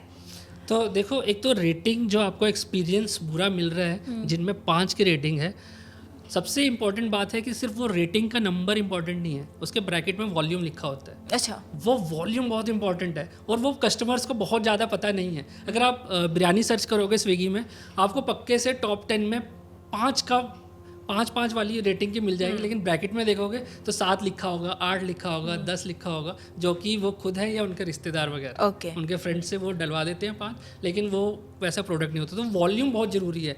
तो जिनका रेटिंग भी बहुत हाई है और वॉल्यूम भी बहुत हाई है, तो उन प्रोडक्ट्स को आप टेस्ट करोगे वो कभी हमेशा अच्छा ही होते हैं। रोहित, मैंने ना ये सब बहुत देखा है कि एक पर्सन के 2-2 3-3 अकाउंट्स होते हैं या वो अपने पर्सनल अकाउंट से ही अपने प्रोडक्ट की मार्केटिंग कर रहे हैं। तो आप मुझे एक चीज़ बताइएगा कि पर्सनल अकाउंट और बिजनेस अकाउंट में क्या डिफरेंस है और क्या हमें यूज़ करना चाहिए, क्या फ़र्क पड़ता है उससे? तो जो पर्सनल अकाउंट और आपका बिजनेस अकाउंट जो है, उसमें इंस्टाग्राम की तरफ से आपको कुछ फीचर्स मिलते हैं। तो आपका पर्सनल अकाउंट है, उसमें आपको एनालिटिक्स नहीं मिलेगा, एनालिटिक्स ट्रैक करने को नहीं मिलेगा, और कुछ सेटिंग्स है जब आप कोई भी वीडियो अपलोड करते हो वो सब अवेलेबल नहीं होगा। बट एज अ बिजनेस आपको कुछ एनालिटिक्स की कैपेबिलिटीज़ मिलती हैं और कुछ ऐसी सेटिंग्स मिलती हैं जो कि आपको एज अ बिजनेस ग्रो करने के लिए काम आएगी इंस्टाग्राम में। ओके, जैसे कि अगर मैंने बिजनेस जब अपना अकाउंट बनाया था उसमें पेड प्रमोशन का बहुत ज़्यादा ऑप्शन आ रहा था कि 500 रीच या 5000 रीच पे आपको इतना पे करना है। तो क्या उसमें हमें पे करना सही है? क्योंकि बहुत सारे अगर नए एंटरप्रेन्योर्स या बिजनेस ओनर्स हैं, जब वो इसमें आते हैं बिजनेस अकाउंट क्रिएट करते हैं तो उनको लगता है कि शायद हम ज़्यादा लोगों तक पहुंच जाएंगे या शायद ज़्यादा से ज़्यादा लोग हमारे पास आ पाएंगे। तो वो कभी कभी क्या होता है कि हमारे जो ओरिजिनल जो कस्टमर है वहाँ तक पहुँच ही नहीं पाता, ओरिजिनल व्यूअर्स तक हमारे पहुँच ही नहीं पाता, तो उसमें क्या होता है हमारा पेज डाउन चला जाता है। तो इस बीच में हमें क्या करना चाहिए? क्या हमें वहाँ पे पेड में जाना चाहिए या फिर नहीं जाना चाहिए, या फिर उस पर ही ऑर्गेनिक के थ्रू या कोलैबोरेशन के थ्रू हमें उस पर काम करना चाहिए? क्या बेस्ट रहेगा? देखो, स्टार्टिंग में आप पेड मत करो स्टार्टिंग में, क्योंकि आपको जानना है कि आपकी ऑडियंस सच में कौन सी है। ऑडियंस से ज़्यादा आपको जानना है कि आपका कंटेंट कैसे काम कर रहा है, आपको कंटेंट का ट्रू एनालिटिक्स देखना है कि आपका कंटेंट परफॉर्म कैसे कर रहा है, उसकी ट्रू परफॉर्मेंस आपको जाननी है। तो इसलिए पेड का सहारा बिल्कुल मत लो। जो स्टार्टिंग के 3 महीने हैं, कंटेंट को मास्टर करो कि किस तरीके की रील्स, किस तरीके के टॉपिक्स, किस तरीके का हुक आप रख रहे हो, तो वो आपकी रील्स पे अच्छे व्यूज़ आ रहे हैं। इन सब चीज़ों को आपको स्टडी करना है स्टार्टिंग के 3 महीने। इसलिए पेड में बिल्कुल भी मत जाओ। स्टार्टिंग के 3 महीने ये सब सीखो, फिर उसके बाद ऑर्गेनिकली जो वीडियोज़ आपको अच्छा परफॉर्म करके दे रही हैं उन पर आप बूस्टिंग कर सकते हो, तो आपको आपकी जो रीच है वो उससे बढ़ जाएगी। एक चीज़ मुझे आप ये ज़रूर बताना कि अगर मैं इस पे इन्फ्लुएंसर मार्केटिंग करती हूँ अपने छोटे लेवल पर, क्या वो मेरे लिए सही रहेगा इन्फ्लुएंसर मार्केटिंग करना, या मैं मार्केट को कहीं डाइवर्ट तो नहीं कर रही हूँ, अपने प्रोडक्ट को कहीं डाइवर्ट तो नहीं कर रही हूँ? देखो, स्टार्टिंग में मेरे ख्याल से आपको इन्फ्लुएंसर मार्केटिंग नहीं करना चाहिए। स्टार्टिंग में आप अपना सोशल मीडिया अकाउंट बनाओ, अपने बिजनेस के बारे में बातें करो। 3 to 6 मंथ्स के बाद जब आप देखोगे कि कुछ लोग आपके जो प्रोडक्ट्स खरीद रहे हैं, आप उनसे वीडियोस लो। जो आपके असली कस्टमर्स हैं, वो इन्फ्लुएंसर भी हो सकते हैं, नहीं भी हो सकते, लेकिन आप उनसे वीडियोस बनवाओ। उन वीडियोस बनवाने के बदले में उनको आप कुछ भी गिफ्ट दे सकते हो। तो फॉर एग्जांपल, आपने जब भी अपना प्रोडक्ट सेंड कर रहे हो कस्टमर को, आप वहीं पे एक पैम्फलेट डाल दो ना कि अगर आप इसमें एक रील बना के भेजते हो इस प्रोडक्ट के साथ, आपको एक गिफ्ट मिलेगा। कुछ इस तरीके के इनोवेटिव आइडियाज़ आप लगा सकते हो। तो आप रियल कस्टमर जो कंटेंट है वो लो और उसको अपने इंस्टाग्राम में डालो। इन्फ्लुएंसर मार्केटिंग में अभी स्टार्टिंग में बिल्कुल नहीं जाना चाहिए। मतलब अभी किसी भी हाल में आपको पैसा खर्च नहीं करना है? नहीं। स्टार्टिंग में तो सिर्फ अपने कस्टमर को समझो, अपने प्रोडक्ट का फीडबैक लो, प्रोडक्ट को इम्प्रूव करो, मार्केटिंग को इम्प्रूव करो, कंटेंट को इम्प्रूव करो, उसके बाद आप पैसा लगाओ। नहीं तो पैसा ऐसे फालतू में बर्न करने का कोई मतलब नहीं है। हाँ, फिर वही हो रहा है कि एक तरफ से पैसा है, दूसरी तरफ से मार्केटिंग में जा ही रहा है। कुछ समझ में नहीं आएगा आपको पैसा लगाना। एक्चुअली बिजनेस का यही बड़ा, अगर आप किसी भी तरह के बिजनेस को शुरू करना चाहते हैं तो एक उसकी सबसे की पॉइंट है कि आपको पहले मार्केट की रिसर्च करना बहुत ज़्यादा ज़रूरी है। बिना मार्केट की रिसर्च के आप पहले तो अपना प्रोडक्ट बिल्कुल भी लेकर मत आइएगा। जब आपने मार्केट रिसर्च कर लिया, उसके बाद अपना प्रोडक्ट लॉन्च कर लिया है, तो लोगों तक पहुँचाने के लिए आपको सोशल मीडिया मार्केटिंग की ज़रूरत पड़ेगी। एम आई राइट? बिल्कुल एकदम सही। तो सोशल मीडिया मार्केटिंग में आज से हम अगर 10-12 साल पहले की अगर बात करें तो इतने लोग नहीं थे अवेयर। अब सडनली सोशल मीडिया का इतना क्रेज़ आया है, जैसे कि जब से वो टिकटॉक बंद हुआ है तो इतना ज़्यादा सब सोशल मीडिया। आपको लगता है कि वाकई में सोशल मीडिया हमें आगे की तरफ लेके जा रहा है, या कहीं ना कहीं बहुत सारे लोगों का रोज़गार, या कहीं ना कहीं अगर हम अनएम्प्लॉयमेंट की तरफ करें कि उस तरफ भी जा रहा है? आपको क्या लगता है, दोनों क्या डिफरेंस है? देखो, कोई भी नई चीज़ आती है तो वो पॉजिटिव भी होता है, नेगेटिव भी होता है। आपको देखना है कि आप इस्तेमाल कैसे कर सकते हो। एक सुई है, सुई को आप यहाँ पे चुभा दो दर्द होगा, लेकिन उसी सुई को धागा डाल के आप एक बहुत सुंदर कुछ क्राफ्ट बना सकते हो, कपड़ा बना सकते हो। तो आपको आपका जो औजार जो मिल रहा है, जो टेक्नोलॉजी मिल रही है, आप उसका यूज़ पे डिपेंड करता है। अगर आप रोज़ के 4-5 घंटे जो आजकल के लोग अंगेज रहते हैं, अंगेज रहो, उसमें कोई, मेरे को नहीं लगता है कोई, बहुत लोग बोलते हैं कि नेगेटिव है, अंगेज रहो। लेकिन अगर आप वहाँ से कुछ सीख रहे हो कि आपको कंटेंट गेम समझ में आ रही है, अगर आप कंटेंट बना रहे हो एज अ बिजनेस ओनर, तो वहाँ से आपको कंटेंट गेम समझ में आ रही है, किस तरीके के आजकल कंटेंट चल रहे हैं, क्या ट्रेंड पे चल रहा है, तो उस तरीके की फिर वहाँ से सीख के कुछ एप्लीकेशंस भी लाओ। सिर्फ बैठ के स्क्रॉल करके तो फ़ायदा नहीं है। या एक्चुअली रोहित, इस चीज़ में मैंने एक चीज़ और अच्छे से समझी, जैसे कि अगर आप कोई भी सोशल मीडिया मार्केटिंग कर रहे हैं, या अगर फूड में अगर आप जा रहे हैं, तो एक डे आप ऐसा डिसाइड कर लो कि इस दिन बाय 1 गेट 1 मिलेगा। जैसे कि मैंने अभी रिसेंटली देखा था कि अगर आप 3 मोमोज़ की अगर प्लेट लेते हो तो आपको 1 रुपीज़ का मोमोज़ मिलेंगे फुल प्लेट, लेकिन वो 3 प्लेट आपको 50 रुपये की पड़ रही है, तो आपको ऑलरेडी 150 रुपये पे करने पड़ रहे हैं। उसके बाद वो 1 रुपये की एक प्लेट में आपको फिर 10 मोमोज़ दे रहा है। तो अल्टीमेटली प्रॉफिट तो कस्टमर, मतलब ऑनर का ही हुआ, लेकिन उन्होंने मार्केटिंग इतनी अच्छे से बनाई कि 1 रुपये की प्लेट मोमोज, 1 रुपये की प्लेट मोमोज में आपको 150 रुपये लोग पे करके 4 प्लेट लेके जा रहे हैं। तो उसी तरीके से कुछ मार्केटिंग स्ट्रैटेजी रहती है जो आपको बनानी पड़ेगी, और सोशल मीडिया के थ्रू आपको बताना पड़ेगा कि हमारा ये प्रोडक्ट है। एक चीज़, सोशल मीडिया के बारे में हमने जान लिया कि इसमें कितनी ज़रूरत है और कितना पैसा हमें लगाना चाहिए, सारी चीज़ें हमने जान ली है। पर सोशल मीडिया का अगर हम बात करें आज के टाइम पर कि हर छोटे बड़े घर में हर कोई सोशल मीडिया का यूज़ कर रहा है, क्या ये आपकी खुद की पर्सनालिटी को कहीं चेंज कर रहा है, या हम कहीं पीछे की तरफ तो नहीं जा रहे हैं? नहीं, बिल्कुल नहीं। देखो, मैंने जो कहा था कि अगर आप सोशल मीडिया में दिखावा करोगे फालतू का, बहुत सारे आप क्रिएटर्स देख लोगे जो उनकी ट्रू पर्सनैलिटी नहीं है, कुछ और ही एक करैक्टर प्ले करते हैं वहाँ पे। तो अगर आप वैसा करोगे, अगर आप तो इतना कुछ फ़ायदा नहीं होने वाला है। तो ओवर द टाइम आपकी पर्सनैलिटी चेंज हो सकती है, लेकिन अगर आप ट्रू कैरेक्टर अपना दिखाओगे, ट्रू पर्सनैलिटी अपनी दिखाओगे और उस पर्सनैलिटी को और कैसे आप इम्प्रूव कर सकते हो, तो फिर उसके बाद आपको सोशल मीडिया फॉलोअर्स की तो लाइन लगनी ही लगनी है। इस एक फॉलोअर्स के बीच में एक सवाल और कि स्टार्टिंग में अगर मैं अपने फॉलोअर्स बढ़ाना चाहती हूँ या 1000-2000 फॉलोअर्स चाहती हूँ, मैं कैसे बढ़ाऊँ? क्या मुझे पेड फॉलोअर्स लेने चाहिए क्योंकि मैं अपनी वैल्यू बढ़ा रही हूँ, या फिर मैं सिर्फ वो स्लो मोशन में वेट कर रही हूँ कि जब ऑर्गेनिक होगा तब होगा, बस मैंने कंटेंट डाल रही हूँ? क्या करना चाहिए मुझे इनिशियल स्टेज पर? देखो, इससे फ़र्क नहीं पड़ता कि आपके नंबर्स वहाँ पे क्या है, नीचे जो आपका कंटेंट है ना, नंबर्स आ जाएंगे 6 महीने बाद, 1 साल बाद, 2 बार नंबर आने ही आने, लेकिन जो प्रोफाइल के नीचे जो आपका कंटेंट जो रील्स है, अगर आप वहाँ पे ध्यान दो, आप इनपुट पे ध्यान दो, नंबर ऑफ वीडियोस आप कितनी डाल रहे हो, जो आउटपुट है नंबर ऑफ फॉलोअर्स रीच, वो अपने आप इंक्रीज होगा। इसका क्या टाइमिंग रहता है? अगर मैं ऐसे देखूँ कि कुछ टाइमिंग फिक्स रहेगा कि इस टाइम पे अगर मैं वीडियोस डालूँ तो वो टाइम सही रहेगा, या अगर लॉन्ग वीडियोस डालूँ 60 सेकंड की, 90 मिनट की या 50 सेकंड की, क्या परफेक्ट रहेगा टाइमलाइन जो मैं सोशल मीडिया मतलब इंस्टाग्राम या यूट्यूब पे अपलोड करूँ वो वीडियोस को? देखो, टाइमिंग का बहुत ज़्यादा कंफ्यूज होने की ज़रूरत नहीं है। सीधा सीधा है कि आप ये एनालाइज करो कि आपकी ऑडियंस सबसे ज़्यादा कब एंगेज करती है इंस्टाग्राम में। और वो कैसे पता चलेगा? वो टाइमिंग्स आपको, वैसे तो आपका कंटेंट भी बता देगा, लेकिन आपको सोचने की ज़रूरत नहीं। आप खुद बताओ कि आप कब यूज़ कर रहे हो। आप यूज़ कर रहे हो खाना खाते टाइम, ट्रैवल करते टाइम। खाना खाते टाइम लंच का टाइम हो गया तो 1 से 3 के बीच का विंडो है। शाम को एक विंडो आता है 5 से 7 के बीच में, जिसमें आप ट्रैवल कर रहे हो, स्नैक्स खा रहे हो, तब आप स्क्रॉल करते हो। रात का एक विंडो आता है जब आप लंच डिनर करके आप लेट रहे हो, वहाँ पे आप 1-2 घंटा और स्क्रॉल करते हो। तो 9 से 11 के बीच का एक विंडो और आता है। तो ये विंडोज़ है, इन विंडोज़ में आप कभी भी डालो, आप ग्रो करो। आपका कंटेंट अच्छा होना चाहिए, बस दैट्स इट, वो मैटर करता है। ओके तो इसमें मुझे कंटेंट को अगर मैं बात करूँ तो कंटेंट की क्या स्ट्रेटेजी होनी चाहिए? इनिशियल स्टेज में किस तरह के कंटेंट से मुझे शुरू करना चाहिए?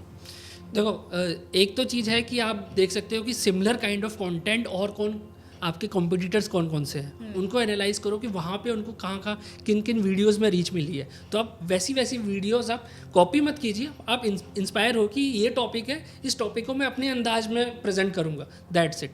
आप ऐसे 8-10 टॉपिक्स निकालिए, उनके ऊपर वीडियोस बनाना शुरू कीजिए, और जिन वीडियोस में आपको अच्छी एंगेजमेंट मिल रही है, अच्छी रीच मिल रही है, आप उनको और बेहतर करते जाइए और उन्हीं टाइप पे फोकस करते रहिए। तो अगर मैं सोशल मीडिया पे वीडियोस बना रही हूँ या अपने किसी प्रोडक्ट के बारे में, जैसे कि फूड के बारे में अगर मैं अपना प्रोडक्ट बना रही हूँ, तो क्या उसमें मुझे फूड ओनर की पर्सनल लाइफ के बारे में ये सब चीज़ें शेयर करनी चाहिए, या सिर्फ मैं फूड के बारे में ही बताऊँ? देखो, यहीं पे ही वो एक अलग यूएसपी आती है कि जो मैंने बताया था कि आप दूसरों का कंटेंट देख रहे हो लेकिन वो कॉपी नहीं करना है, आपको अपना एक फ्लेवर डालना पड़ेगा।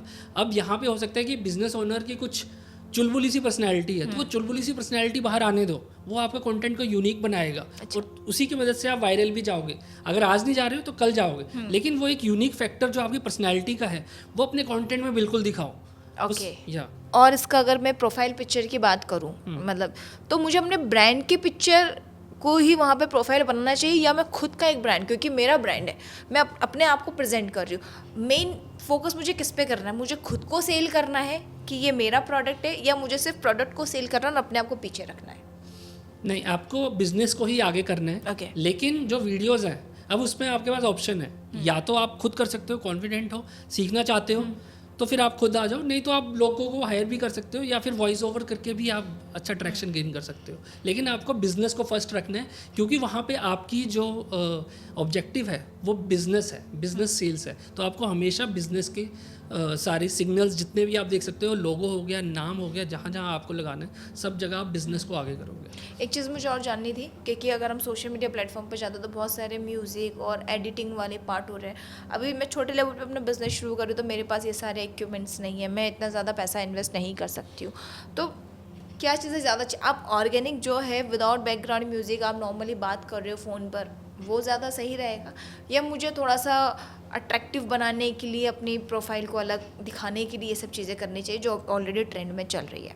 देखो, हमने देखा होगा कि आजकल के टाइम पे जो है रियलिस्टिक वीडियोस बहुत ज़्यादा ट्रेंड कर रही है। सबसे पहले था रियलिस्टिक, फिर आया था कि एकदम एडिटेड वीडियोस, अब दोबारा आ गया है रियलिस्टिक। एकदम रियलिस्टिक हो, हाई क्वालिटी की जरूरत नहीं है, बस ट्रू पर्सनैलिटी होनी चाहिए। आप जो भी बोल रहे हो वो फेक नहीं लगना चाहिए, तो हाई क्वालिटी ना भी हो तो भी चल जाएगा। और वैसे भी एडिटिंग टूल्स वगैरह बहुत फ्री वर्जन भी काफ़ी सारे हैं, तो उनका इस्तेमाल करके आप थोड़ी बहुत एडिटिंग करनी है तो आप वो कर सकते हो। लेकिन मेन मकसद जो है वो यही होना चाहिए कि आप true personality, true picture of the business, सब कुछ रियलिस्टिक चीज़ें रखें, तो आपको ग्रो करने से कोई नहीं रोक सकता। तो रोहित, सारी कॉन्वर्जेशन काफ़ी इंटरेस्टिंग है। अभी मुझे ऐसा लग रहा है जो हमें देख रहे हैं काफ़ी इंटरेस्ट उन्हें आ रहा होगा, लेकिन हमने एक पॉइंट और मिस कर दिया है। मैंने आपसे पूछा था कि वीडियोस का ड्यूरेशन कितना होना चाहिए, तो एक बार वो जान लेंगे तो समझ में आए, क्योंकि कभी कभी क्या होता है वीडियो काफ़ी लंबी हो जाती है, कभी छोटी हो जाती है। शॉर्ट वीडियो में मैंने देखा है ज़्यादा व्यूज़ आते हैं रेदर देन लॉन्ग वीडियोज़। तो आपको क्या लगता है कौन से प्लेटफॉर्म पर कितने ड्यूरेशन की वीडियोज़ होनी चाहिए? देखो, बहुत ही इंटरेस्टिंग सवाल है ये।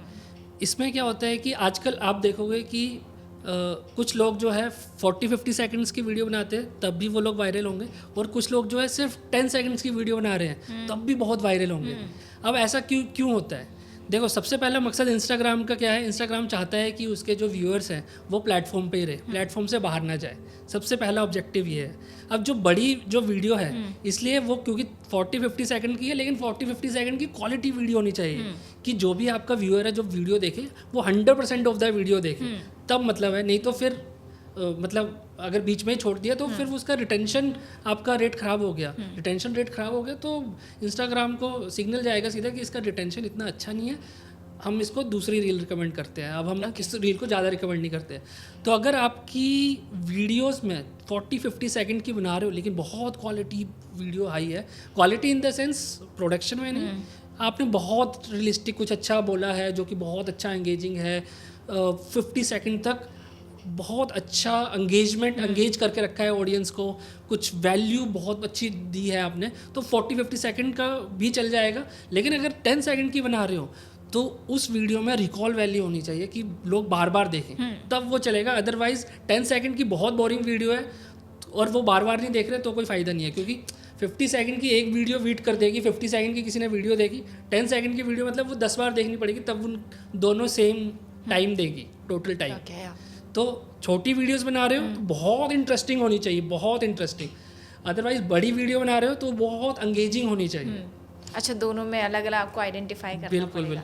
लेकिन मैंने देखा कि जैसे कि छोटी वीडियोस होती है उसमें काफ़ी ज़्यादा मीम्स लगा रहे हैं, तो क्या ये इम्पैक्ट करती है? क्योंकि कभी कभी हम इरिटेट भी हो जाते हैं कि यार हम कुछ और देखने के लिए मीम्स चल रहा है तो फिर नहीं आता इंटरेस्ट, हम उसको स्किप कर देते हैं। ये सब चीज़ें भी देखने को मिलती है। रोहित, इस बीच में मैं एक चीज़ जानना चाहूँगी कि अगर मैं किसी भी चीज़ के बारे में सोच रही हूँ, तो अगर मैं यूट्यूब पर हूँ या फिर मैं इंस्टाग्राम पर हूँ, मैं जो सोच रही हूँ वो मुझे दिख जाता है, तो क्या हमसे इंस्टाग्राम बात कर रहा है या हमारे दिमाग से बात कर रहा होता है? क्योंकि अक्सर लोगों के दिमाग में ख्याल आता है कि यार इसे कैसे पता, मैं तो यही सोच रहा था या मैं यही सोच रही थी। वो कैसे होती है चीज़ें? ये तो सदी का सबसे बड़ा सवाल है। ये हर कोई ये बोलता है कि ये हो रहा है, ये हो रहा है, और मेरे को इसमें बहुत ज़्यादा सच्चाई लगती नहीं है। मेरे को लगता है कि अब फॉर एग्जांपल मैं पिज़्ज़ा के बारे में सोच रहा हूँ और मेरे को पिज़्ज़ा की ऐड आना स्टार्ट हो जाएगी। ये ऐसा नहीं है। मैं अभी पिज़्ज़ा के बारे में इसलिए सोच रहा हूँ क्योंकि मैंने कल तो कुछ ऐसी एक्टिविटी की थी शायद ऑनलाइन, मैंने कहीं ना कहीं अनकॉन्शियस माइंड में होगा मेरे अभी कि मैंने कुछ ऐसी एक्टिविटी की होगी कल रात को, मैंने कुछ हो सकता है सर्च किया हो पिज़्ज़ा, या फिर हो सकता है कोई रील पे ऐसा एंगेजमेंट कर लिया हो जिसकी वजह से आज मैं पिज़्ज़ा के बारे में सोच रहा हूँ। तो मैं कल का नहीं पता मेरे को कि मैंने क्या ऑनलाइन एक्टिविटी कर ली है, किसी वीडियो के साथ एंगेज किया है। कुछ तो मैंने पिछले एक हफ्ते में एक्टिविटी की है ऐसी जिसके बारे में मेरे को कॉन्शियसली नहीं पता। तो अब मैं सोचूंगा कि यार मैं पिज़्ज़ा की बात कर रहा हूँ तो यार पिज़्ज़ा की ऐड आ गई। नहीं, ऐसा नहीं है। आपने कुछ सर्टेन एक्टिविटीज़ की है पास्ट कुछ टाइम में जिसकी वजह से वो चीज़ आपके सामने आई है, इसलिए नहीं आई जस्ट कि आपने उसकी बात की है। There has to be something जो आपने ऑनलाइन किया है जाके एंगेजमेंट कहीं पे। आई होप कि लोगों को सेटिस्फेक्शन मिला होगा इस क्वेश्चंस के आंसर से। लास्ट में सवाल मैं आपसे सिर्फ इतना पूछना चाहूँगी कि social media presence business owners के लिए या एंटरप्रेन्योर के आपने मुझे बता दिया है, कुछ गाइड अगर आप उन्हें कुछ देना चाहें, कुछ सजेशन देना चाहें कि वो किस तरीके से अपना बिजनेस शुरू करें, किन किन चीज़ों का ध्यान रखें, क्या की पॉइंट्स होने चाहिए, क्या फैक्टर होना चाहिए, सोशल मीडिया किस तरह से पेज उनका दिखना चाहिए, एक डिटेल में अगर आप कुछ बताएं, कुछ सजेशन देना चाहें हमारे व्यूअर्स को तो प्लीज़ आप दीजिए। देखो, मैं सिर्फ दो चीज़ों में आप डिवाइड करना चाहूँगा। अगर आपका ऑफलाइन बिजनेस है, ऑफलाइन ही रहने वाला है, तो आप सबसे पहले तो माई बिजनेस पेज बना लो, सोशल मीडिया अकाउंट्स बना लो, सोशल मीडिया में क्या कंटेंट आपको डालने हैं वो डालना स्टार्ट कर दो। और उसकी पहले एक स्ट्रेटजी बना लो कि आप खुद कैमरे में बोलोगे, कोई है और जो वो आपके लिए बोल सकता है, या फिर आप वॉइस ओवर्स वगैरह करने वाले हो, वो पूरी स्ट्रेटजी बना के आप कंटेंट वगैरह डालना स्टार्ट कर दो। अगर आपका ऑनलाइन बिजनेस है, आप अमेजोन से बेचते हो, वेबसाइट से बेचते हो, स्विगी में हो, किसी भी मार्केट प्लेस में हो, तो भी आपको सोशल मीडिया स्टार्ट कर देना चाहिए। आप सोच रहे हो कि मैं अमेजोन में बेचता हूँ, मैं सोशल मीडिया क्यों करूँ? नहीं, बिल्कुल नहीं। सोशल मीडिया की जो मैंने स्ट्रेटजीज बनाई है बहुत आसान है, ये टाइम की बात है बस। अगर आपने सोशल मीडिया के गेम समझ ली तो आपको ग्रो करने से कोई नहीं रोक सकता, चाहे आपका ऑफलाइन हो चाहे ऑनलाइन हो, आप ग्रो ही ग्रो करोगे। बस एक सोशल मीडिया को थोड़ा सा टाइम देना पड़ता है, थोड़ा सा आपको अपने ऑडियंस के बारे में समझना पड़ता है, थोड़ा सा समझना पड़ता है कि आपकी वीडियोस कैसे काम कर रही है, किस टाइप की वीडियोस काम कर रही है। तो बस एक्सपेरिमेंटेशन है। ये जो पूरी डिजिटल मार्केटिंग है, मैं लास्ट में ये कहना चाहूँगा, ये एक एक्सपेरिमेंटेशन की गेम है। आप एक्सपेरिमेंट करते जाओ, मत रुको, एक्सपेरिमेंट करते जाओ। नहीं काम कर रहा कोई नहीं, और एक्सपेरिमेंट करो। जो चीज़ें काम कर रही है उन चीज़ों को दोहराते जाओ, आपको सक्सेस मिल जाएगी। मतलब सक्सेस का सिर्फ एक मूल मंत्र है, काम करो, रुको नहीं। बस एक्सपेरिमेंटेशन, जो काम कर रहा है उसको बढ़ा दो, जो नहीं काम कर रहा है उसको रोक दो, बस। मतलब आप कुछ ना कुछ करो, आपने बैठना नहीं। तो ये थे वो सारे सवाल जो आपने मुझसे पूछे थे, और मेरे हर वीडियोस में मैं आपको बताती हूँ कि सोशल मीडिया मार्केटिंग की क्यों ज़रूरत होती है। आई होप आप रोहित की बातों से आपको लगा होगा कि हाँ भाई, हम कहाँ कम थे, हमारा बिजनेस क्यों कम हो रहा था। और अगर आप कोई और बिजनेस करना चाहते हैं, आप ये जानना चाहते हैं कि सोशल मीडिया की प्रेजेंस कैसी होनी चाहिए, इस पर हमने प्रॉपर एक डिटेल में वीडियो ऑलरेडी बना दी है। इसके अलावा अगर आप ऑलरेडी सोशल मीडिया में है लेकिन आपको फिर भी अच्छा रिस्पॉन्स नहीं मिल रहा है, तो कमेंट बॉक्स में कमेंट कर आप मुझसे पूछ सकते हैं। मैं कोशिश करूंगी आपके पूछे गए सभी सवालों पर वीडियो और शॉर्ट्स बना पाऊँ, नहीं तो मैं आपको कमेंट के थ्रू आपको बता दूंगी कि आपको किन चीज़ों की ज़रूरत पड़ेगी। फिलहाल आपको पता होगा कि गाँव से रिलेटेड मैं ऑलरेडी एक सीरीज़ चला रही हूँ, जहाँ पर मैं कई सारे मैन्युफैक्चरिंग बिजनेस के बारे में बताती हूँ, और उनको लेकर मैंने हर बार कहा है कि सोशल मीडिया मार्केटिंग बहुत ज़्यादा ज़रूरी है। अब आपकी चाहे मैन्युफैक्चरिंग से रिलेटेड हो, ऑनलाइन बिजनेसेस हो, छोटे बड़े हर तरीके के बिजनेस के लिए आपको चाहिए सोशल मीडिया मार्केटिंग की बहुत ज़्यादा ज़रूरत। इस बीच में आप डिजिटल मार्केटिंग कैसे करते हैं, सोशल मीडिया मार्केटिंग कैसे करते हैं, दोनों में फ़र्क भी आपको समझ में आया होगा कि ये पेड मार्केटिंग में क्या जाना होता है, अनपेड मार्केटिंग, ऑर्गेनिक मार्केटिंग, सारी चीज़ें मैंने इस छोटे से वीडियोस में कवर करने की कोशिश करी है। इसके अलावा अगर कोई और सवाल है तो आप मुझसे कमेंट बॉक्स में कमेंट करके पूछ सकते हैं। फिलहाल मुझे एंड तक देखने के लिए दिल से शुक्रिया। आई होप आप सभी खुश होंगे, तंदुरुस्त होंगे, अपने आसपास वालों का ऐसे ही ख्याल रखिए, और मुझे एंड तक देखने के लिए दिल से शुक्रिया। Thank you so much. Boss वाला, बी द बॉस।